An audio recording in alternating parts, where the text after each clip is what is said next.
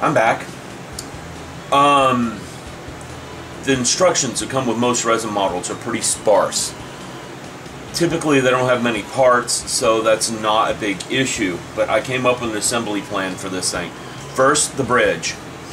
I wanted to put the bridge on first because the resin was slightly warped and didn't contour to the body of the model, and I had to heat her up.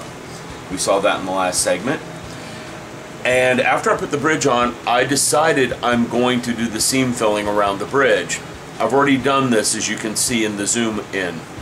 I used the technique outlined in a previous video, taking the Squadrons white, mixing it with some acetone-based fingernail polish, smearing it around.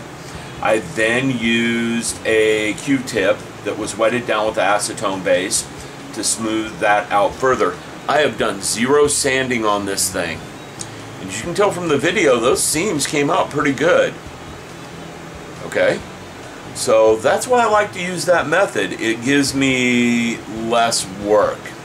So let's get back out where we can see things. Now, as you can see, I've already glued on one of these supports. For some reason, the super glue didn't want to hold between these two at first, so I had to hold this for about 3 or 4 minutes before it took. Okay? Now, I glue one engine on one of these engine supports first.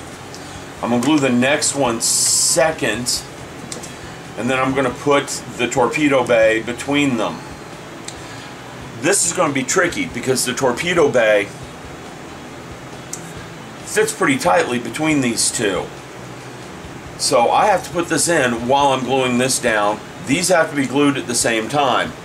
Going to be a little tricky, not too bad. I've dealt with worse on other models. Once I'm done with this, I'm going to glue the engines on.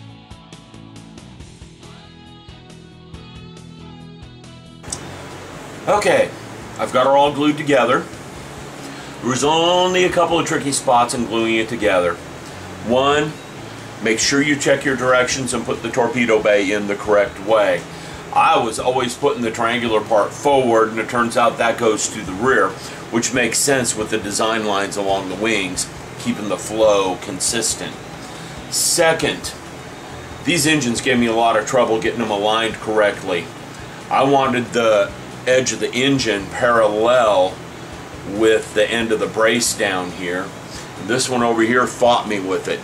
Okay, you should be able to see it with the alignment here. Let me come in a little bit on one of them. There, you can see it there. But all in all, assembly wasn't really a big deal. I got a lot of seam filling to do on this thing before it'll see a coat of paint. Mainly along these lines right here, where the engineering hull meets the saucer section. These things are going to require a lot of seam fill. But if it goes like it did around the bridge, not an issue. I did get a little crazy with the super glue on this engine brace over here, and it ran down the side, so I'm going to have to sand all that off. But that won't be too much work. Ooh, one bad thing. I'm going to have to tear her apart. I just noticed the torpedo bay right here came out of its hole. That isn't going to be fun. Gotta go fix it. Okay, back. Didn't take much work to fix. Glad I caught that before glue had cured up completely.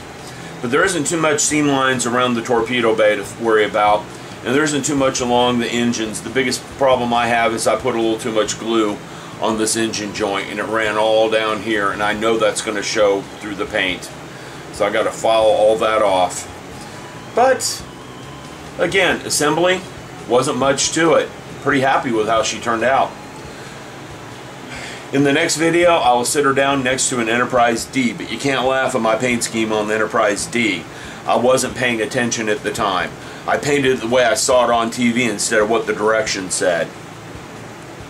Okay, as promised, I'm back. On the left is the Enterprise D from Next Generation. That's the AMT Ertl model.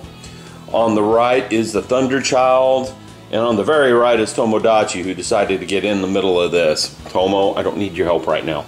Thank you. Stay back away. Okay. I wanted to show you guys this for a comparison of size. All right. These two are both in the same scale. And the Enterprise D is not a small model. So you guys can get an idea of just how big the Akira is. It also is not a very small model, being a 1/1400 scale. Okay, and like I said, this is mainly so we have a comparison shot. The Enterprise D is some funny colors, mainly because I didn't read the color calls correctly and painted the whole thing a light blue. I also didn't know what Aztec painting was back then. Even though it was on the instruction sheet, I didn't see it on the show, so I painted the model to match what I saw on the show and to match a small die-cast model I had. One last thing before I go. The Enterprise D was the first ship model I built with lights, so let me give her some power. Alright, here she is with the power turned on.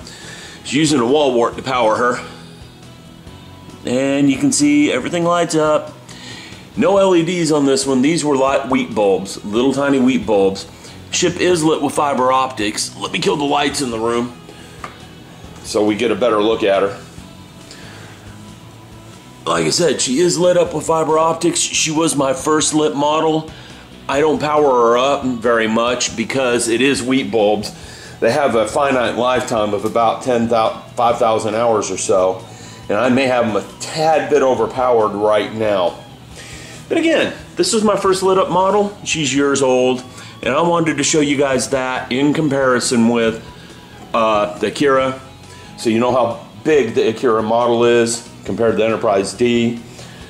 You know, this Enterprise D model is a good 12, 13 years old, and that's the main reason why I don't power her up very often.